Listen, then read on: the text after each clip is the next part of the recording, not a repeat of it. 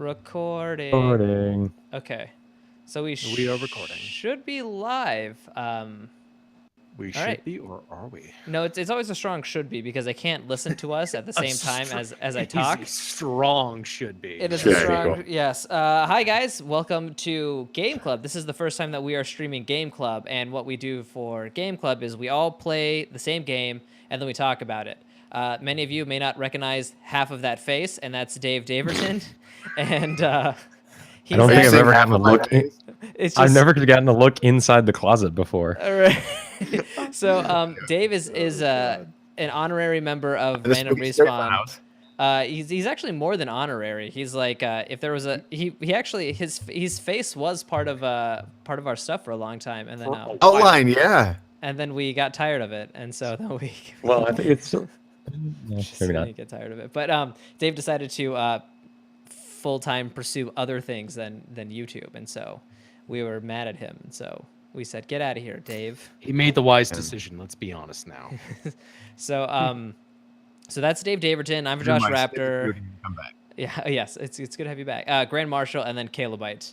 And so for a brief, like I said, Game Club, we'll be talking about the newest God of War. We've all played it, we've all beaten it, and we will talk about our experience with it. First, we've broken this kind of up into 3 parts. We'll talk about the story and how we felt about that, then the gameplay, and just our overall impressions at the end. And hopefully we divide that up appropriately. There are going to be huge spoilers. Like we're spoiling everything in this game. That's how you might want to put spoilers in the title of the thing. Just saying. I mean, in the description. Right, I did. They're in the description, and if they make it, 1 minute in, they'll know. That's true. I don't know who starts a video and skips. On the list of videos here, right below ours, it says, up next, God of War PS4, all bosses and endings. It's like, okay, great, yeah. So there you go. Yeah. You'll get it. They'll get it. So they'll get it. All right, so basically a very, very general story for God of War, and this is going to be like I'm telling you the story, and it's going to be spoiled right away. And then we can talk about more specifically story elements that we liked and didn't like. So that's why this super duper overview is going to happen. You start off, some guy comes to your wife dies, some guy comes to your home, and then's all like, hey, I don't like you. And then so you fight the stranger, and the stranger is somebody that you don't know who it is because he's actually called Stranger. You later find out that it's Baldur, and he's trying to get to Jotunheim, which is the land of the giants, and that's the only place that Odin can't get to. So you and your son venture out to Jotunheim to spread your wife/mom's ashes on the highest mountain in all of not Asgard, but all of Mythgard. And it was originally you had to go to the mountain in Midgard. He thought there was a mountain in Midgard, but technically the highest peak in all of the realms is in Jotunheim, and so that's where you go. And then after that, as you're going, your son gets sick because he doesn't realize that he's half god, and you haven't told him the truth, and so there's kind of like this weird internal turmoil, and it's eating him alive on the inside. You finally tell him. He decides to be a total D-bag about it. Juice, yeah. Exactly. He comes around. You fight Baldur again. You find out that your son is actually Loki from Norse mythology. That's at the very, very end, yeah. And your mother was actually a giant. She was of the giant race, and that is how the story basically ends. And it ends with Kratos looking at a wall that's depicting the stories that they've done, and it actually says what will happen. Yeah, this isn't Kratos' story. This is his son's story. So it really sounds like that. If he's going to die. Right, he's going to die because there's... Well, it's depicted on the wall where literally Atreus is crying over Kratos' dead body. And it's just like, oh, okay. I'm like, yeah, that's probably the way that this is going to go. That makes sense, yeah. So that is the story as like a real fast thing, just so we can kind of get more into... Super quick, yes. To more of like the nitty-gritty stuff. So I feel like in traditional God of War games... There is a basis which it is based on, and this is based on Norse mythology. But even with the Greek stuff, it's you straight up kill Ares, and then take his place as the god of war in the first God of War, which never actually happened in Greek mythology. There was no Kratos like killing an Ares and then sitting on his not throne. at all. It's always been slightly altered. So they definitely take liberties with the source material, and so it seemed like there was like a lot of lore that could be correct and really neat with Norse mythology, but Kratos' son actually being Loki is totally not real Norse mythology. Not at all. Which is fine. It's like I'm like good, like do your own take on it. I don't care. It's like and I feel like that way people who are super well versed in Norse mythology don't already have the game spoiled for them. Yeah, sort of in a sense. That's a neat, because the game so Ragnarok is the end of times, and they talk about it a lot in the game, but it doesn't actually happen in this game. So that's like something to look forward to. Well, yeah, it's technically the beginnings of it, simply because now once you beat the game and you kill Balder is the catalyst to starting Ragnarok, because again, he's basically the god of light, and without that, you get the big winter that is supposedly like 3 years long. And so at the end of that 3-year-long winter, or however long it is, then past that, everything starts going to hell in a handbasket with Ragnarok, essentially. Right. So we pretty much set up the precursors to the events that are going to transpire, aka Ragnarok. Mm-hmm. Well, crap. Well, I mean, but that's also how the trilogy ended with the first 3 God of War. So the very last God of War is basically him destroying the whole planet because he kills all the gods. And so when he kills Poseidon, there was a huge flood. And then when he killed Mercury, not Mercury, I don't remember, but he kills someone else, and then a bunch of bugs decide to like hang out on people's faces. But remember, the reason why they all were doing every time a god died and something horrible happened to the world is because, again, remember, the Pandora's box was opened in the first game, and nothing actually happened, and it's because all the horrible things that's supposed to happen with Pandora's box got absorbed into the gods. So essentially, what normally is supposed to transpire with Pandora's box was put on hold. And so then once you killed off all the gods, then technically Pandora's box occurs. And so then the world gets reset, and then it moves on. I don't know if that's right, because when you open Pandora's box, you turn huge to fight Ares, and that's the only thing that... That's the thing. You got the power of hope from Pandora's box, which is the last thing. That's why you stab yourself at the end of God of War 3, and you release hope into the world so Athena can't get it. But when you open up the box, all that horrible stuff got absorbed into all the other gods, and that's why Zeus became paranoid as hell, because he got corrupted by it. And that's why he wanted to kill you in 2 and all that stuff. Right. So it kind of sure, ends with... he hated you, but I mean, the whole Pandora power amplified that to like 11. Right.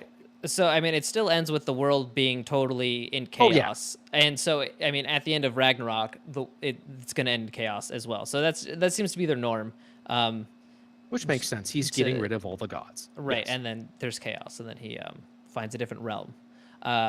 So it's like, it's kind of weird, because it's like, even if there is something that doesn't actually line up with Norse mythology, it's like you can't really like be like, oh, that's not Norse mythology. That's because that's not what this game is doing. It's not like the Norse mythology. Did you just say North mythology? I'm pretty sure I said Norse, but I couldn't tell for a hot second. It's like the ride in Epcot where you see trolls and everything. It's like, welcome to Norway, and and it's like that water boat ride. And I don't remember seeing Kratos as one of the really poorly done animatronic trolls or beings. He would have fit right in, considering he can't read and can't say things correctly in Norse, so it's fine.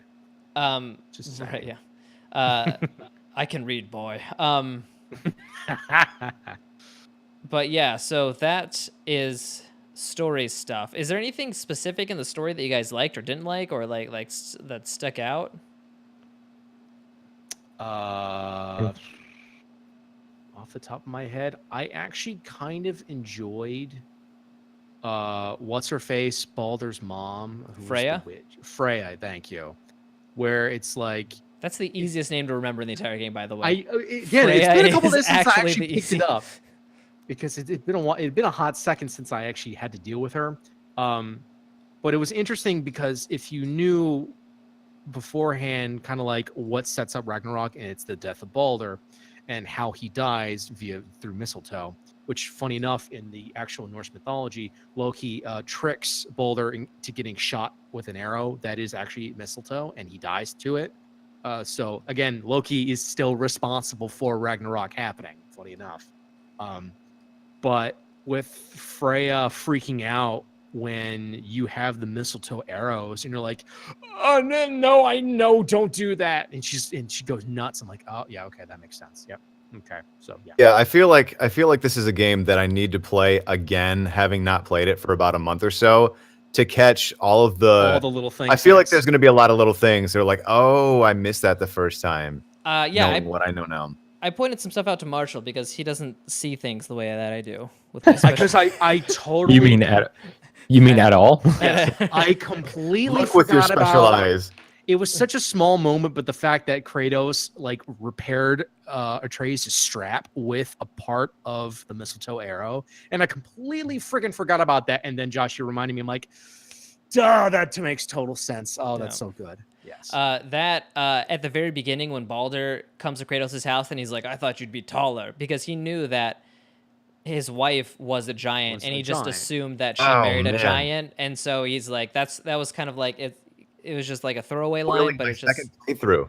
Oh yeah, exactly. Yeah. You ruined it. So that was something I noticed. There's a lot of things that they do drop hints about, which is kind of neat, and there are a few plant-in payoffs, kind of like the mistletoe arrow and stuff like that. So there's that, and then from a story element, it's really basically all about Kratos and his son. And Caleb, I'm curious, what did you think about the story? I was pretty disappointed. That's why I wanted to ask you. I figured you would. Well, like the reason honestly, well, go ahead. Oh, I was gonna say the only reason I bring that up is because you hated The Last of Us, which I shouldn't have brought that up with Dave here. But you hated The Last of Us because it was just like a dad with a child, and so I was wondering if it was like you just didn't like dad with child genres, or not. So I was really curious. I really liked the way that they told the story for the most part. So the beginning of the game was super, super strong.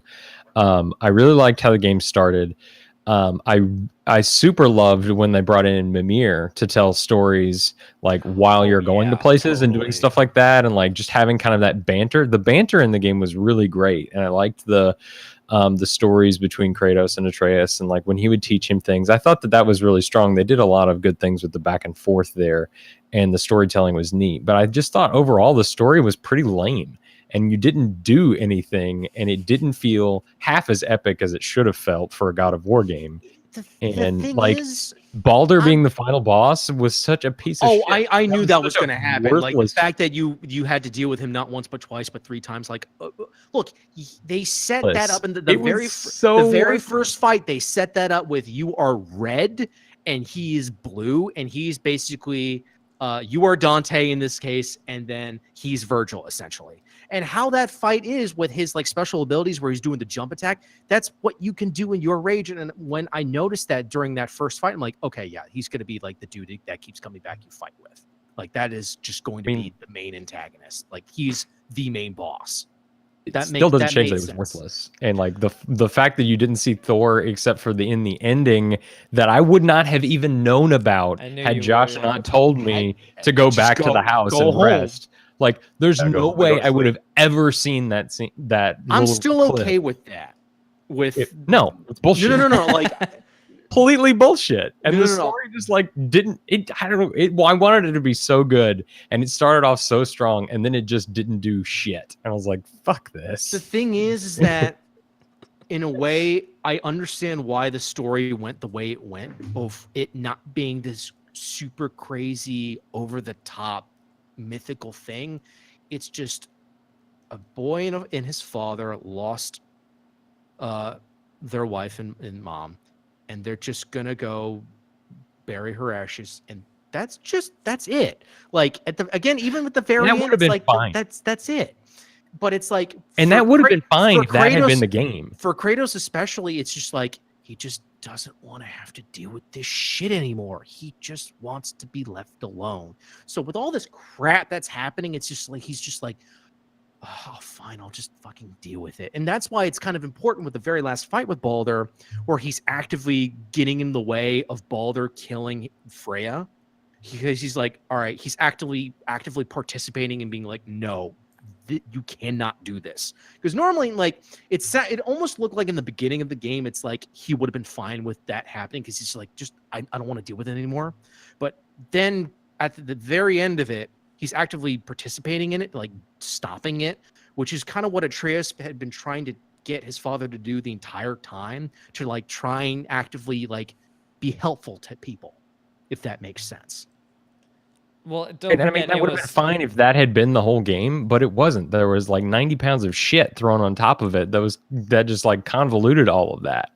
And it, Yeah, like, I will say, despite Caleb being absolutely 100% dead wrong about The Last of Us, he was. I completely agree that the story started great and so Yes. strong and so emotional, and from probably the midpoint, maybe even a little bit before the midpoint to the end, it's like it just sort of tapered off, and I was waiting for that spike at the very end, and I don't feel like it ever came. I do understand that though. Like it kind of did just not really get to that point where it do started. anything else. Nothing else Yeah. was interesting or happened or was like impactful. And it was like, it just, Story, The Last of Us. Oh, perfect. So But- yeah, no, the two best characters to me were Golvig, the witch Gulvig. whose bones you have to find. Gulvig.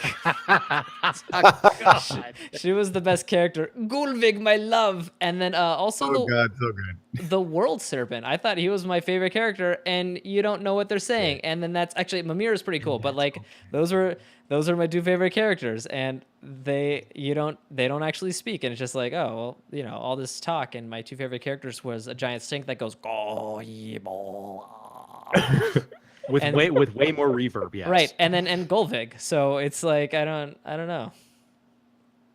Golden was like- fantastic. Golvig. the just been more linear like the old God of War games, it may not have been as obvious that it just didn't go anywhere for the second half of the game, at least because it would have been a shorter experience and you wouldn't have been as pissed off that you spent so much time playing this game and it didn't go anywhere. I was about to say, are you now upset because it was more of an open world game?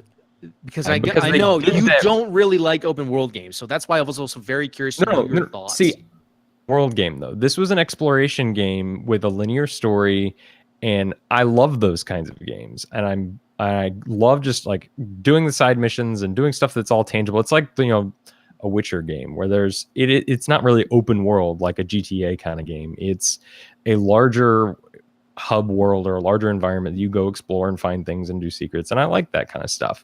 But they did it really, really poorly, and that's more into the gameplay side, so I won't talk about that yet because I think Josh, that's one of Josh's like points. But I think that the story was hurt a lot by them changing the style into this more open, like exploration-y stuff, and the mechanics that they implemented into that really took away from just focusing on the experience of the story and the flow and getting invested in everything as it went along. And so I think that ultimately the game was hurt by some of that change. I like the new camera angle. I like, you know, some of the other stuff that they were doing with the story. I like trying to fade Kratos out.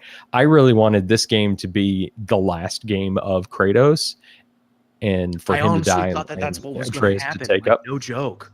Like he would have died, and like, you know, the beginnings of Ragnarok would occur, and then the second game would be like the years after the winter. Atreus is now way older, and then Ragnarok is starting, and then you just take control of Atreus for the second game. I thought that's actually what was going to happen, but it didn't. I'm actually kind of surprised that they didn't go that way. I'm wondering if that might still sort of happen where, like, in between the events of the first game and the second game, I feel like Freya kills Kratos and then Loki sort of goes on this mission to either like avenge his father / maybe stop Thor. Honestly, because they're planning to make this a trilogy, I believe, last I checked. Well, like that Kratos is just going to be dead at the very end of it. Like unless it's one of those things where it's like, I choose my own fate of my own story, and he doesn't die.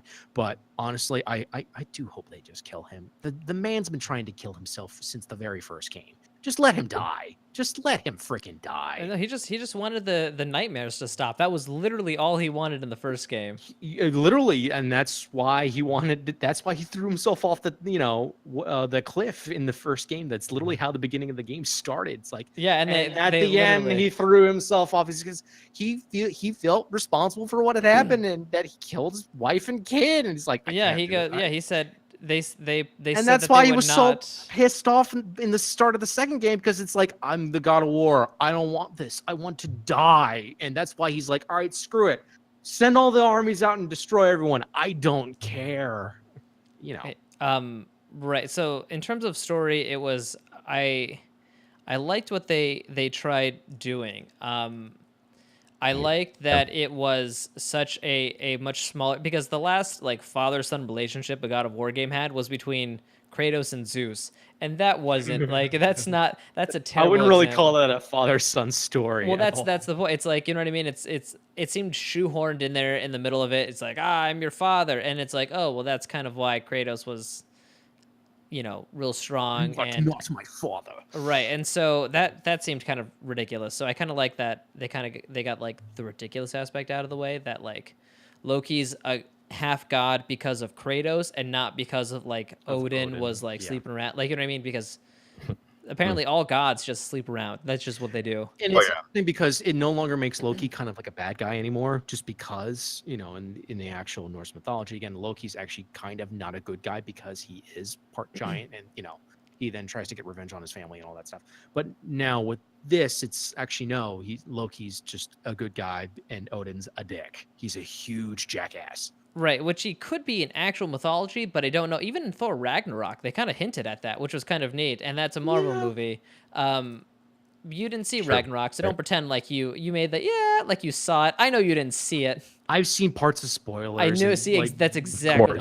I mean, of course. I mean, again, I haven't seen a Marvel movie in forever. One of the things that didn't make sense to me was when they went to Jotunheim, all of the giants were dead there, despite the wife going there, talking about her son and like making like a final plea or whatever to them, and they were able to seal off Jotunheim, and none of the gods could get there, which is why Boulder went to the house, was to find out how to get to Jotunheim. But they were all still dead. It's like I don't understand. Like they were all secret, but still died in the end, and I don't know. That's why. actually a good question, and maybe there's information about what happened there that we just don't know about. I mean, who knows?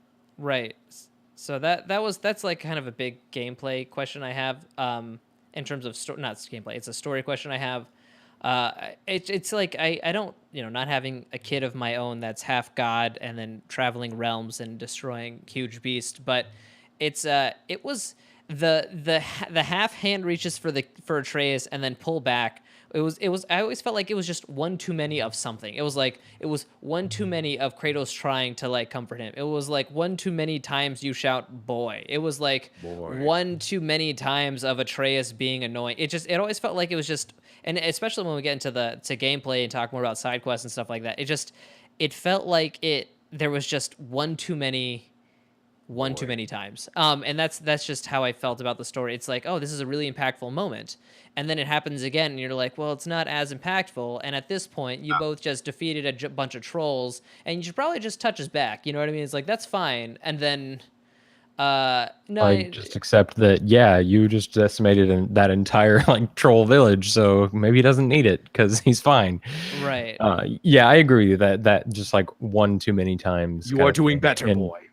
And yeah, the writing of, I felt, was good in the beginning and good in some of the other parts, but then like him becoming an asshole when he gets revived just came out of nowhere. Ooh, and yeah, it seemed to end really fast too. Yeah, it was so poorly written. I was like, what the fuck is this contrived bullshit? Yeah, that came out of left nowhere. field, And then it just all of a sudden, then it just ended. I'm like, okay. I'm glad that it just ended, because like that could have drawn out super hard. But after they got dragged into hell again, and then Kratos had a very stern talking to, basically telling him, shut the fuck up. I did like how he's like, And this is your fault. He's like, do not forget, Dude, we are here because of you. you. Yeah, Fucked up. I That's like on you. I Be like the that. fuck quiet.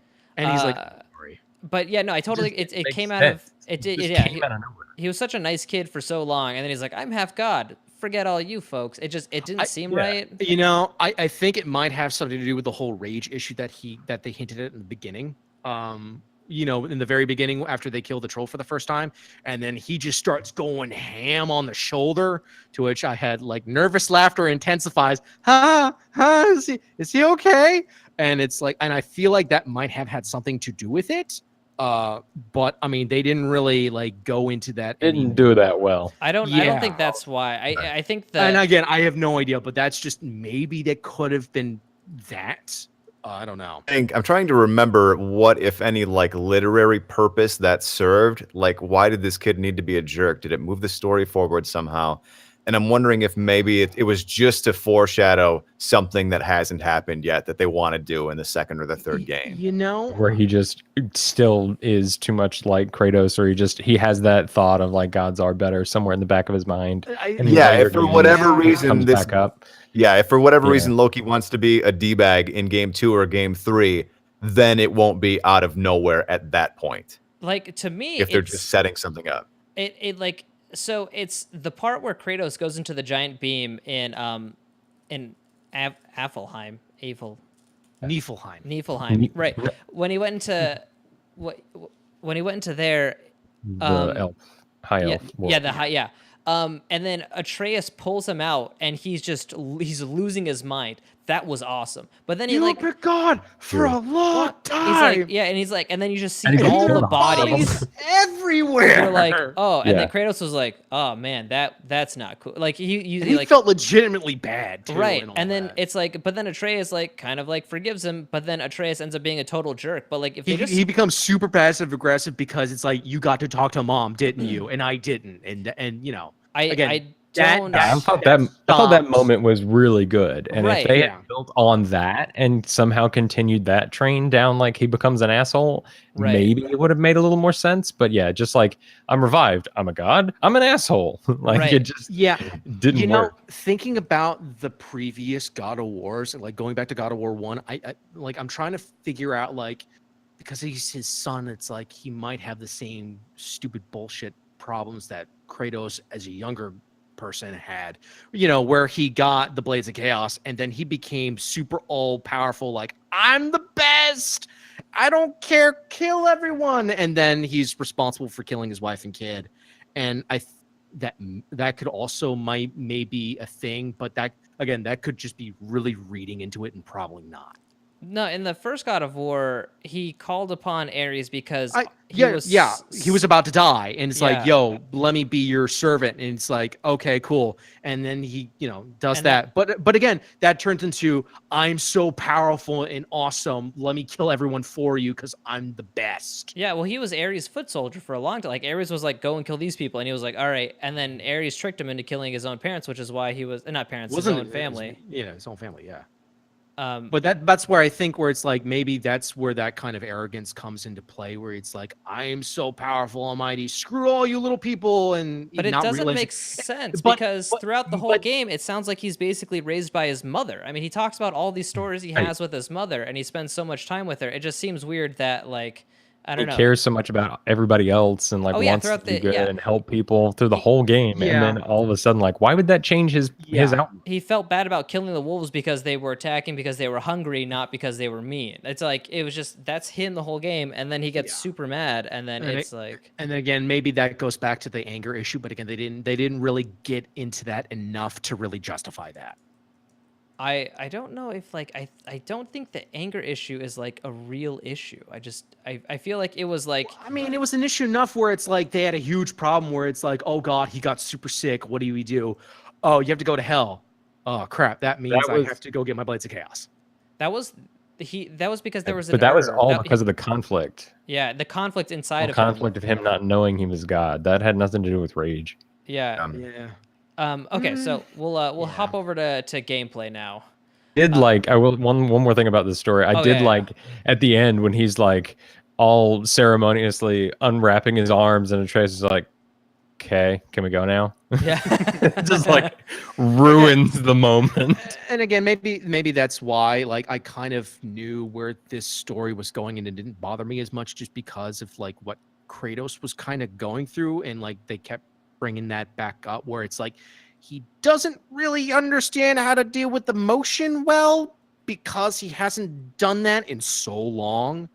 And so I don't know, maybe that's why I didn't have that much of an issue with the story besides all the random like that doesn't make sense type of stuff, you know. Like, but yeah, so we'll hop over to to gameplay. The combat system compared to the other God of War games was phenomenal in my opinion up until about 5/8 of the game, and then at that point you just use rune attacks and instantly win, and it completely negated any reason. I was gonna ask Yeah. if anybody else sort of got overwhelmed with the sheer amount of different stuff. It's like, well, I've banked all these experience points. They're just sitting there. I guess I'll buy these moves that I'm never gonna use. Yeah. I'm just gonna spam boy 4 times, immediately Yeah. go into instant kill move. Yeah, just runic with stun and Or then force stun. R1, and then R1, whatever R1, it is hard. R2. Yeah, it was. I mean, it don't was need like one of anything those things like where it's like, oh yeah, I was comboing with people. I was trying to juggle. When Atreus would be on someone, I would knock them into the air, and then like I had all these things going, and it was so much harder at the beginning.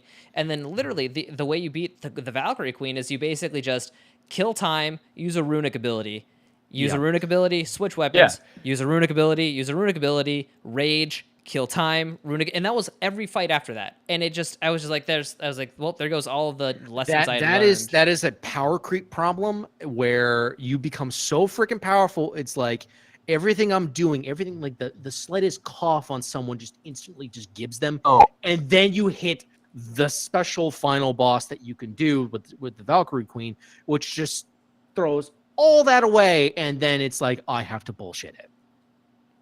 Issue. It's a game design issue because they put in all these bullshit RPG things, and that's like, what I mean by power creep, though, because of all that stuff. You're not all powerful. Like your regular combo moves don't kill things in one hit, but there's no point in using them because you've got runic attacks, which you just don't have in the beginning of the game, and so it makes all of the other combos useful, and like having the shield and being able to do the double stances in the shield, and then like getting the moves to combo into the axe when you don't have the axe in your hand. Like all of that stuff was really cool in the beginning when you needed to use it and when they had smaller numbers of enemies, and so it felt much more like a Dark Souls kind of, or just a concentrated like one-on-one fight or one-on-a-few fight. And so it was really focused on, you needed to prioritize this guy down because he was going to fuck you up if you didn't kill him, and then worry about the other dudes. And like there was a lot of juggling and highly technical stuff going on.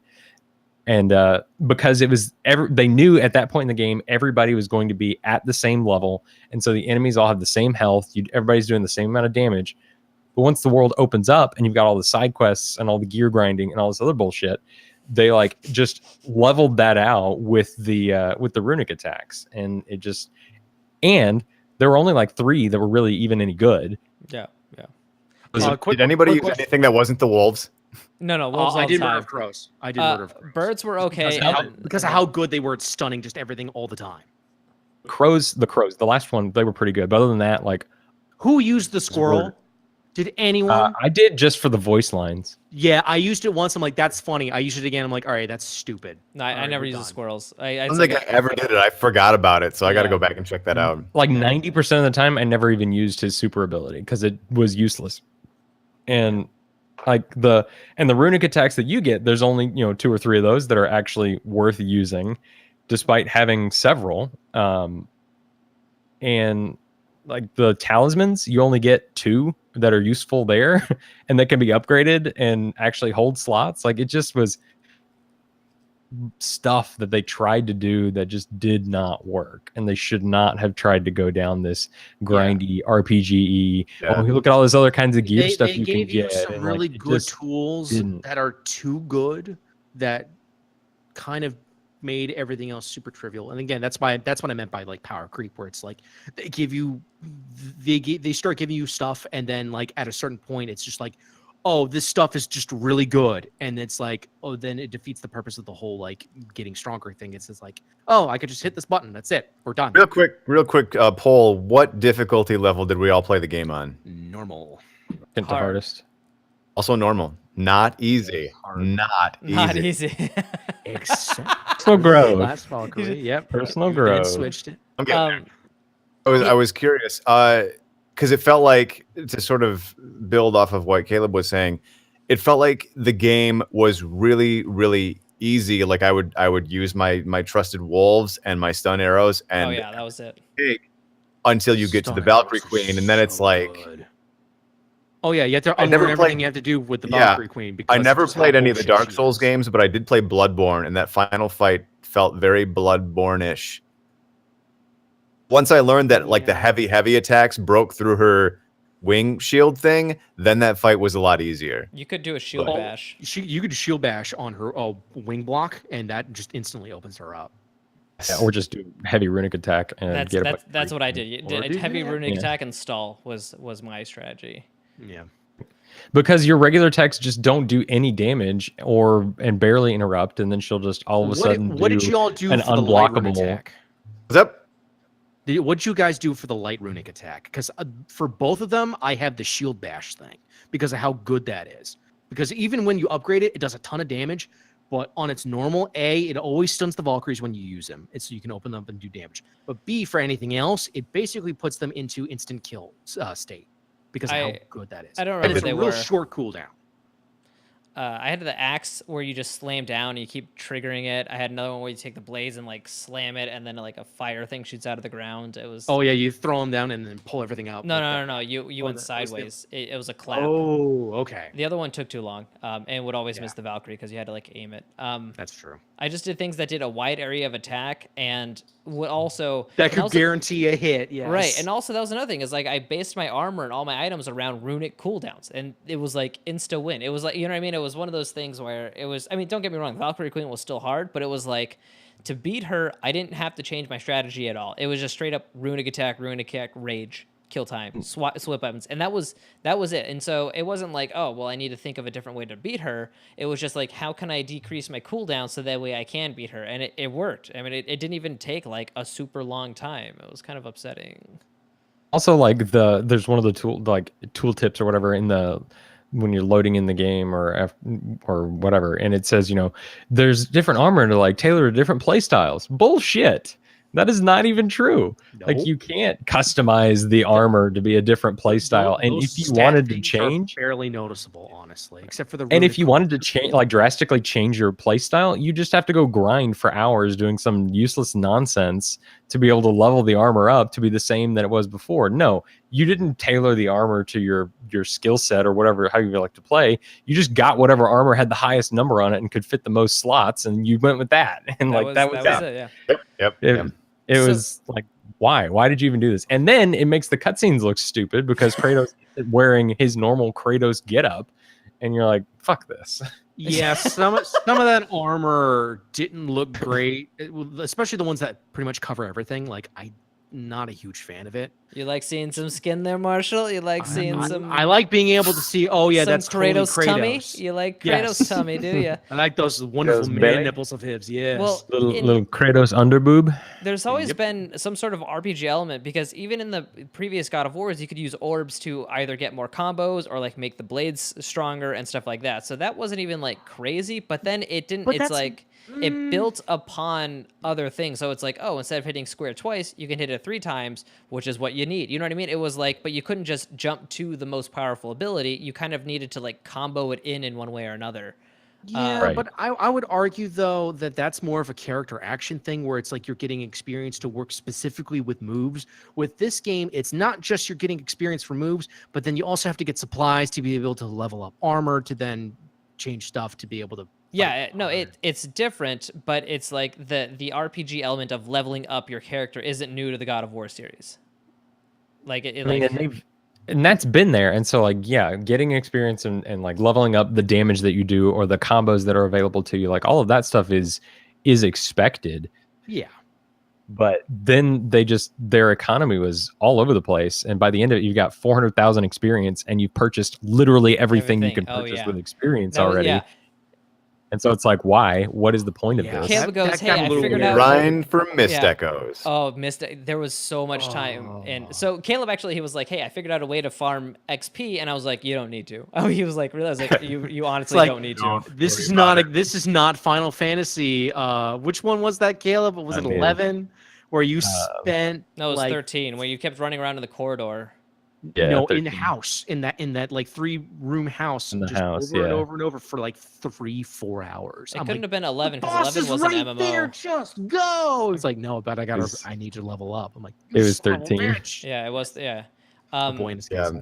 So that was Yeah, like, it just yeah, it's didn't so do that well. right. So like a big thing for me is that like in Breath of the Wild, it is an open world game that is truly open world, and you don't necessarily, you can find better gear and stuff like that, but you don't get these magical. I mean, you do get 4 from actually beating a legitimate boss and they granting you this power, but they don't get to be used all the time, and so it's like, as you progress throughout the game, you just become a better player, which is really cool. It's like the game has leveled yourself up as opposed to you just being OP and destroying a bunch of other stuff.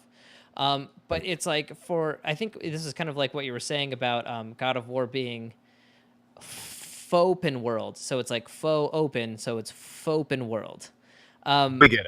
Right, We get right. it. So faux open world is like Yeah, we get faux open world is was God of, it was Full like open world. That's a good one. it was basically to me Invisible Wall the game, because it was like, hey, you can explore all this stuff, and I was like, great, I can't wait to explore all this stuff. They're like, well, you know, this log, we don't want you to walk past this log, and it's just like, but you don't necessarily know all the time. And then it's like you've got the yellow runic signs written on everything to kind of tell you where to go, which really wasn't annoying or bothersome, but it was like I just didn't like the. It behaved more like a Metroidvania in terms of like, oh, you can't go here without this thing. It did a little bit, but Yeah. not even No, that. but It was, he's talking about like wasn't the wall climbing stuff, where it's like, oh hey, you could yeah. climb here. The thing is, I would Right. rather have You it could this climb way here. than like a true open world, like for instance Horizon Zero Dawn, where it's like they built this giant world and then they just threw a bunch of crap in it, and it's just kind of there, and it doesn't really do a whole lot Well, for it. you so know? it's like it had the illusion of an open world game, but to me it was a bunch of linear things that started at the center of the lake and just went straight lines And out. I'm okay with that. And I mean, yeah, and that's fine. that was I fine. I Yeah, totally I think it worked. I'm absolutely fine. Metroidvania part of it, that's fine, but I felt like they pushed the idea of it being an open world game too hard. And to me, I had somewhat of a mentality playing it like, oh, we're in this huge world. We're going to explore a bunch of stuff and things like that. And then honestly, Yeah. I beat the game without ever going to Muspelheim and Niflheim. and Lava House. Like I literally beat the story without going to those, and then I think I made a mistake by kind of like not necessarily powering through the story, but I did kind of minimal side quests. I did some, but I did minimal side quests, beat the story, and then there was so much of the game that you didn't have to explore to Oh, yeah, get totally. the true ending, which is the only ending, which I'm also fine with. But the fact that you could be, I guess, like quote unquote, so underpowered considering all the weapons and stuff that was out there and still beat the story, kind of left me upset a little bit, actually. I was just, You know, I think you're totally right. Just because, like, I did all that before I fought a boulder for the final time, and like I walked all over him because of Yeah. how powerful I was. And I'm like, oh, did I really need to spend all that time like doing all that extra stuff? I mean, sure, it was cool exploring and all that. Like, I'm always a huge fan of exploring in games. I mean, hell, even with World of Warcraft, I did a lot of exploring during my downtime. But it's like, did I don't know. Maybe you didn't Point. really need to do that. A point, and like the rewards from like I love exploring. I love nothing. I love nothing more than exploring. But the rewards for doing the exploring were so lackluster. Like, oh hey, you Yeah. did this really cool thing. Here's a couple pieces of something that might upgrade an armor at one point in time in the game, maybe if you find it. That got fucking frustrating. And yeah. some experience and some money. Like, what the fuck is wrong with you? Like, That it's got so annoying. Or really here's frustrating. a runic attack that's definitely not better than the one you already have. Yes, there was a lot of that. It's like, why am I even doing this? Like the dragon, the 3 areas that had the dragons were cool. I liked those little areas. They Oh my felt God. nice. The rule And of like, 3, I thought games got around. I thought they were done with that, honestly, because right? They'll Oh my never God. be done with it. well, that's the thing. In Breath of the Ever. Wild, I don't think there was any quest where you have to do 3 of anything. It was like find these 10 chickens or follow this dude all night. It was so good at not Look, doing Breath of the find You make Wild it sound so things. creepy. Oh yeah. Breath of the Wild did its own freaking thing where it literally it was, hey, there's the final boss right over there. Just you can go do that if you really want to. I mean, you don't need to. You have this It's- whole world to explore, but it's right Well there. done. Right. And so it's like I kept getting that vibe. I kept getting the vibe of this is an open world game where you kind of choose how you want to attack things and how you want to go about it. But I don't mind linear games. I mean, I beat Persona 5. I put 120 hours into Persona 5 and I finally beat it. It was so many hours. And I felt like it was maybe game. 1 or 2 palaces too much, but it is 100% a linear game, and I loved the heck out of it. And I would say God of War is absolutely a linear game. For linear games, in Right. fact. And so A it's great linear game, The Last of Us. Oh, right, exactly. The Last of Us, another linear game. But so I guess that was kind of the neat thing about The Last of Us was that since there was no backtracking, it felt like this is the last time you're in this area. Whereas God of War, you literally you beat the game, you come back, they're like, oh, winter started, and I was like, what's changed? And I was like, oh, I guess there are snowflakes now. Oh, And that nothing. was the only thing that had changed. Actually, you're right. That was the only thing that had changed. It's just And oh, they it's a little made bit it sound like light way dusting. right. Yeah, it was a light dusting, and so it was. And there's one dragon dusting. carcass on one of the hills in the distance. Yeah. Oh, that's yeah, right. yep. Yeah, Yeah. but Dragon tier for the Infinity Gauntlet. yeah, that is. They actually had Oh, the and the Infinity world Gauntlet. serpent disappeared. I don't know where. I don't know where he actually went. Yeah, I that was know my he got favorite knocked character. out, but, World you know, Serpent. he I got- thought the scene inside his belly was super dumb and lackluster, and like, Totally. that. oh, yeah, it's that it's a kind of statue and felt it's like and it's it in was- it's in a hidden compartment, and it's like, oh no, it's just a chest Yep. here. So That that just- was that was yeah. one thing that I felt like was detrimental to the game was because they wanted to have everything in terms of collectibles be accessible after the game. They didn't. It seemed like all Yeah. of the achievements they didn't want to be missable, and it's like as someone who 100% of the game, it's like I kind of appreciate that, but then I also don't because I beat the game and then I went and did all of the other stuff, and the game got boring. It got boring and it became a chore to do these side quests. Yes. And I was feeling this way before I went to Farty realm of obnoxious gas. That is Monkey Needful. Farms. Yeah, I Yes. went to Stinky Land. Stinking McGasland. Yes. And it just like it was at that point I was like, all right, well, I guess I just have to run around this place for about 3 hours. You know what I mean? Just to like get armor that I never used. I didn't even use that armor. Oh. You use the armor to be able to survive longer in that realm, and that's it. No, I didn't use that. I used the I Sindrids used and I used charms, yeah, and I or used their the enchantment things. right, and yeah. So I used the enchantment things, and I also used Sindrid and Brock's armor because it regened health. And so it's like once we get to level 8 in that game, which leveling doesn't make any sense, but when you're level 8, nothing can hurt you. Except for the Valkyrie final boss. Yeah, You know. except for her. But it was like one of those That's what I'm things. saying. Like the leveling was so dumb. Like the combat could have been way better if like enemies just had, if you knew what to expect with this enemy and like how much damage it was going to do to you, how much damage it was going to take, and then like they could introduce either souped up versions. Like they had a fair amount of enemy variety, kind of, but they just didn't take advantage of that, and they used this leveling system to go along with it. And it's like, oh well, you could do these side quests, but you know this guy is a level that you can't do damage to yet, so go grind some other bullshit and What then I'm come back. kind of bummed about is that they didn't take the armor and then like again they had this weird split where it's like the armor is like you level up and you have this thing, but then also completely separate from that is you have your XP that you get abilities. And I thought to myself, just because of how separate Oh, they felt, yeah. why don't you have armor that each piece has specific abilities attached to them? Like that could have been Right, interesting. yeah. So instead of having like XP grinding, it's specifically the armor that you are wearing is important to what abilities you can use, which I thought could have been way cool. That's a great idea. That's cool.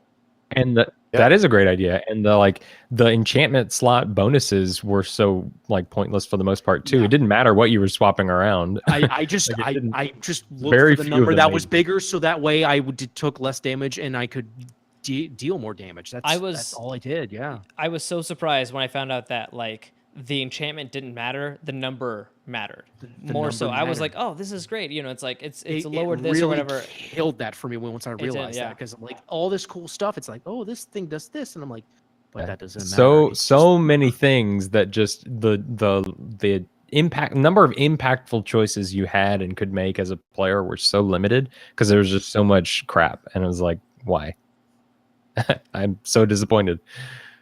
Yeah, I guess. Yeah, So yeah, that killed a lot of it for me. it's I guess it's coming down to the time where I guess we just gave kind of our overall opinion of it. But yeah, who wants to go first? I can go first. Yeah, I would say story wise, I didn't have too much of an issue with it, but in terms of gameplay, I thought it was okay. I didn't feel like it was very in depth. Like they had a developer thing, the lead developers we can show this to Japan and yeah, we can compete with something like Devil May Cry. And I'm like, oh honey, no you cannot. This is way too simple for that. But I mean it was okay, but after a while it just the repetition of it, I felt like I couldn't do a lot, but at the same time I didn't need to, which also kind of bummed me out at the same time. Yeah. And this is a game where I originally thought I could totally go back to it in a year time and play it again. But after playing it up to the point where the only thing I really have to do is defeat the Valkyrie Queen, I don't know if I would do that. This would be something I maybe go back to in 10 years time and even still not play the whole way through again, But that's just my thoughts on it. Daverton. Man, the game had me emotionally hooked from the very beginning. The story was great for maybe a little past the first third. Then, like we sort of talked about before, it kind of lost me. The game got really repetitive. Like we said, found your set of moves that you would spam to beat, your catch-all to just destroy anything. You would just do that, and it did get pretty repetitive. I will say, the acting in the game was spot on the entire time, even when a little jerk. It's like I hate this character. I hate this character, but this little kid actor is so good at being just an absolute asshole. That's something we didn't touch upon. It's a but child actor that's actually good. Yeah, I agree that I think He the was acting very all good. around was quite good. Props to him, seriously. No, I think to everyone. I think that. Oh, I yeah. absolutely, Yeah, everybody. To Yeah, everyone did acting a was really good. fantastic job. Yeah. On that note, I wish I would have seen more of. I'm not going to remember the name of Baldur's nephews, so I'm just going to call them Modi and Mookie. Anybody remember their names? I only remember Magni- Gulvig. Magni Oh, yeah, Modi. those two died so fast. Hold on. Yeah, I I forgot wish they were there. Hold on, I I wish have to that- say this. I have to say this real quick. It's funny because Troy Baker voices Baldur, but he also voices Magni. And the reason I know this is because it's the same. Magni's voice is the same voice that he uses to voice what's his name in Shadow of War and Shadow of Mordor. And I know that- in the words of Captain Tennille, well, you're wrong. Troy Baker does not voice Baldur. What? Absolutely, Wait, 100% does not. Nope, it was not Troy Baker. It sounds a little bit I like him, thought but it was it's not. Baldur because No. I thought he was doing a little bit of a The Joker Joker, vibe from yeah, Arc or Marshall- Origin. Marshall said that when we were playing, and I swear to didn't God, I thought that was him. Troy know Baker. if that was the case. Ah, So- 100% no. Now I feel horrible. But 'cause no, I'm usually the two nephews are Troy Baker and Nolan North. So that was a fun. They are. That was a fun little shout out to people like me who care about that sort of thing. Oh, But shit. I wish those two had been more antagonistic in more instances, yeah, because they didn't do. especially yeah, poor Troy Baker, he got 2 appearances and he's dead. So Yeah, he died quick. real fast. That boss fight was pretty neat too, like the double boss fight. I wish that they had done more of that. That was But cool. anyway, Oh, is that's your overall, Caleb? I thought that's it. that's it. That's it. I Just just- would have liked that. No, I wasn't. I was playing off of what Dave was saying, but I wasn't sure if Dave was done. I am done. I give the game like 7.5 out of 10. Not as epic as I thought it was going to be. Certainly not as good as The Last of Us, which was a masterpiece. Yeah, so that's my overall catch-all take on the game. Jeremy Davies. Hold on, I'm looking up the voice actor for Baldur, and I'm kind of like, who the fuck is he? Where have I seen him? Definitely was disappointed. I mean, when I beat the game, I texted Josh. I was like, that's it. Was not Like, happy. that really? I mean, I was pretty disappointed with how it ended, and I think that they made a lot of cool things, and I loved, Mimir talking to you and telling you things, and like him and the banter between him and Atreus was really good when you'd uncover a new lore thing, and he would say something and Mimir would expand on it, and like those were really cool. But I think that they made a lot of sacrifices to the gameplay in like to do this open world and trying to have these moments where they could do the banter during like fake loading screens, and that really was detrimental to the long-term experience of the game too, because when you are going around and doing side quests and exploring and wanting to wrap up other stuff,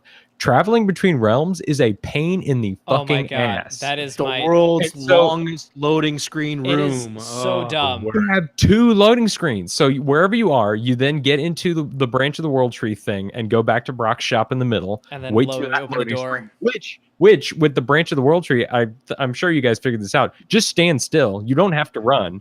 You just stand Just wait still. for the door. Then the door shows up in front. Like, just give me a loading screen at this point. Like, I don't care. Just give me a loading screen. Yeah. So I would turn around and run around it backwards just to spite the game.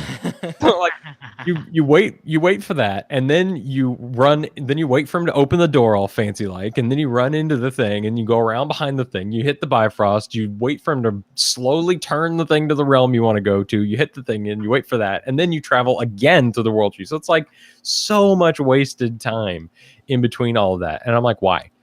I get it for the beginning when you've got story to tell and it's the first time you see this, but then it's like when I'm just trying to get somewhere, like I don't care.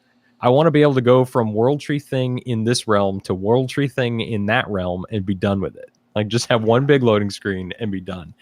And then they had the audacity to show us 9 realms and we only got to go to 5 of them. Oh yeah. Really, Aren't you really ready only for that 4. downloadable content, dude? Really Aren't you only ready for those 4 expansions because later? Jotunheim wasn't even like really a thing. So you really only had 4 Oh, that's true, of the yeah. 9 realms. Jotunheim And the was whole like time, 50 feet. That's it. I mean, every time you go into the thing, the first one it's on is Vanaheim. Oh, you can't go here.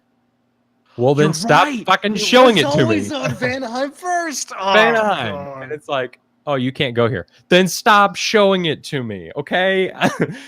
Like, and if there's only going to be 4, why can't the world tree things connect? Like, why can't it just connect to all of them if there's only going to be those couple of places I can go anyway? But And you know I they had- have it there because it is going to be DLC. Like that has to be. That's the only Something, reason why they yeah. would have it there. Yeah. It's the So only reason. that I think that's really my overall take is I don't think the game deserves nearly as many like super high marks as it got, because it just isn't. I mean, it isn't the greatest game of all time. It's not the greatest No. God of War of all time. I think that I think that they did things well. I liked the new camera. I did like how the combat started out, like we were talking about. And I feel like if they had just focused on playing that up and not giving you these I win buttons and just having, and like you get cool combos, and in the beginning, like switching between barehanded and sword and then doing the stance switching stuff like was really, really cool when it mattered. But later in the game, you don't have time to do those combos.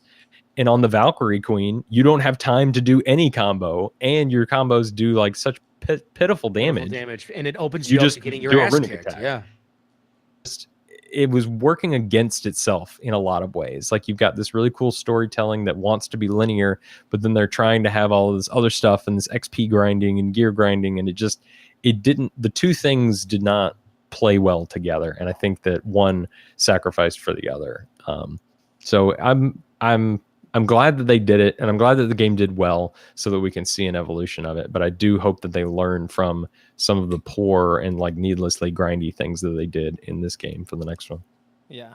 I'm I'll try and get through my overview pretty quickly, but yeah, the fact that like you can have a loading screen in a game, no one's gonna get mad. And like they were like, No. the fact that they made the loading screen a story element for the sole purpose of having it even exist annoyed me so bad.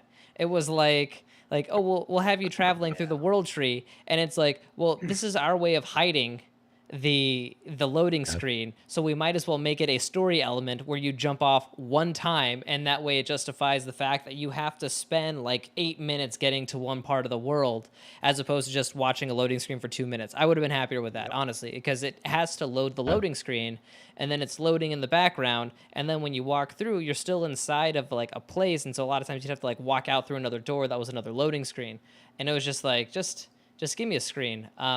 Bring me back elevators for Mass Effect. That's all I'm saying. Right. And then another thing was like, it just I do kind of I do think that this may be the best God of War game, but in a weird point, it was also the most inconsistent God of War game to me.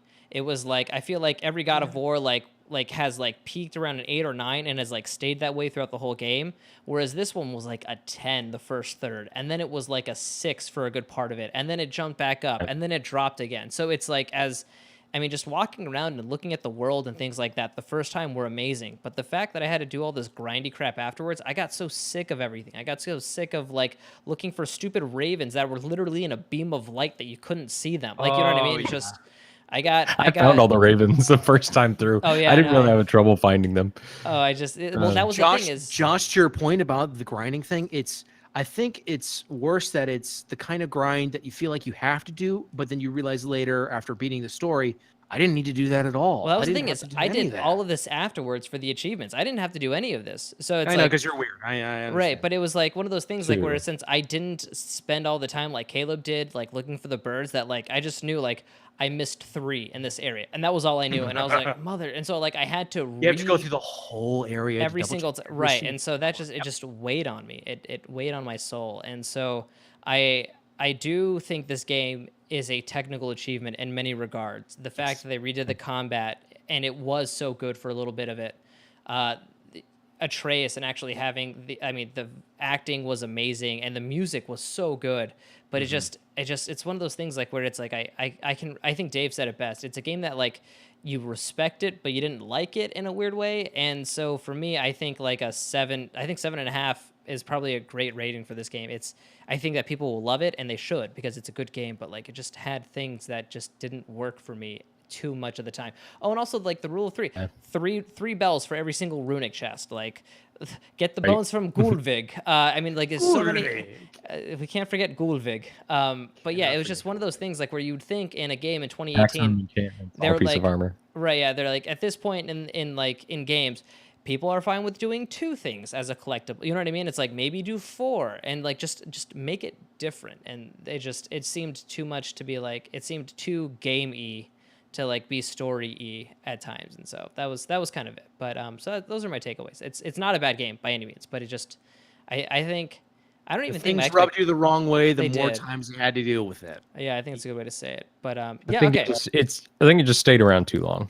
I think Like, so it too. was- I agree. it was There good. were It like 3 or 4 times where I thought that story was gonna fucking end, and it didn't. And I'm like, you come on, guys, please end it. I'm just getting to the point now where it's getting a little frustrating. Just please. I do agree. That is a good way to say it. All right, quick sign off that should since be it. the Bachelorette is starting. I'm It's I'm fine. Vagi- Devil May Cry 5 is a thing, and it's actually going to come out, so it's fine. Oh, shut up. Every game will always have a sequel, no matter what, no matter how old. Even Prey got a sequel. All right, I'm Vajasha Raptor, This Dave is Daverton, Grand Marshal, and Caleb White. Thanks guys so much for watching. We hope we didn't ruin this game for you. It really is a pretty good game, and It if is you still a liked pretty it, good game. we're glad you liked it.